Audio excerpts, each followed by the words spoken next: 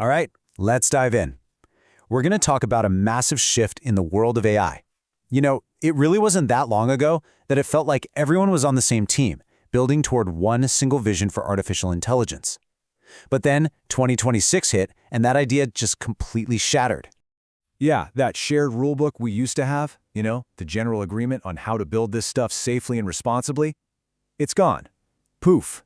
The big players, the ones driving everything, are not just on different pages anymore, they're in completely different libraries.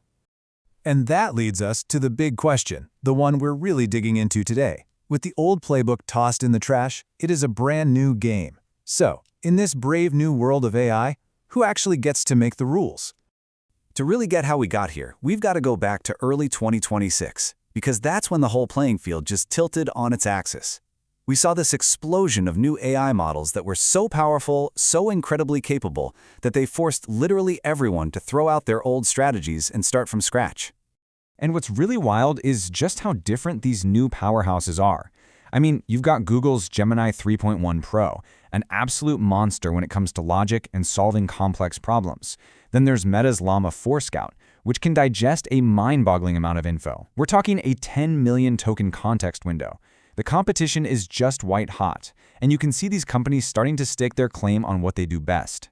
So when you have that kind of massive leap in power, the old safety manuals, they just don't cut it anymore. In this new, hyper-competitive world, even the companies that practically built their reputation on being the safe ones are being forced to change their tune. And check out this quote from Anthropic's chief science officer. It perfectly captures this new reality. It explains why they pivoted away from that hard line, "we have to stop development" pledge.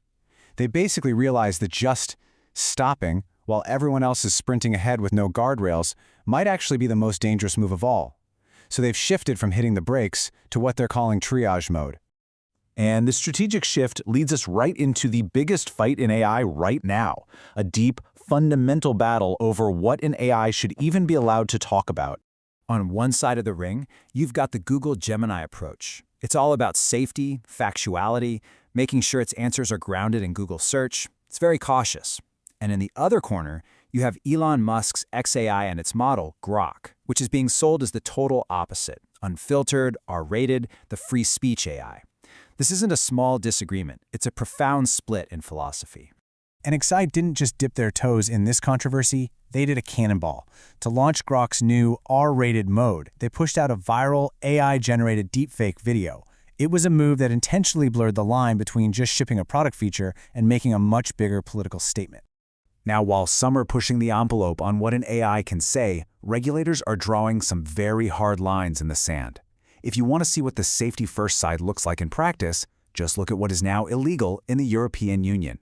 We're talking about total bans on things like government social scoring, AI that manipulates your behavior, or scraping billions of faces off the internet. And let's be clear, these aren't just polite suggestions. This is the law. Okay, so this whole divide isn't just about chatbots. It's playing out in two of the most sensitive areas you can possibly imagine: our personal privacy and, yep, national security. So let's break down the new rules of engagement. So for most of us using the free consumer versions of these tools, here's the deal. We're part of what you could call a silent opt-in economy. By default, platforms like ChatGPT, Gemini, and Claude are using our conversations to train their future models. If you want them to stop, you have to be the one to go digging through the settings and find that little opt-out switch. But if you're a big company paying top dollar, it's a completely different universe. For enterprise clients, privacy is a fortress. Services like Google Workspace promise flat out that your data is your data. It stays private and is absolutely not used to train their models. It's a real tale of two cities when it comes to privacy. Now let's shift gears to the highest stakes table of all, national security. OpenAI recently signed a pretty significant deal to bring its advanced AI tools to the Pentagon. But they're being incredibly careful about establishing some very clear red lines. So how are they trying to enforce those red lines, like their ban on developing autonomous weapons? Well, it's a multi-layered defense. First, the AI is deployed cloud only, which means OpenAI keeps control of the safety systems. Second, the contract itself has really strong legal protections built in. And third, they have their own security-cleared experts involved, a human in the loop to provide that crucial oversight. With the tech industry so obviously split and going in different directions, you just knew governments weren't going to sit on the sidelines forever. We are officially moving out of the era of polite recommendations and into the age of real, legally binding rules. And the biggest example of this, by far, is the EU AI Act. Its rules are rolling out in waves. The first outright bans kicked in way back in early 2025. But the really big date to watch is August 2026.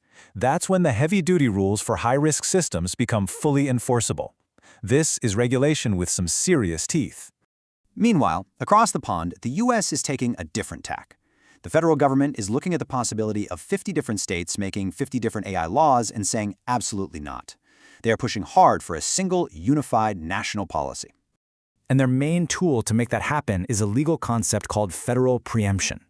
All it really means is that a federal law can override or preempt any state laws that conflict with it.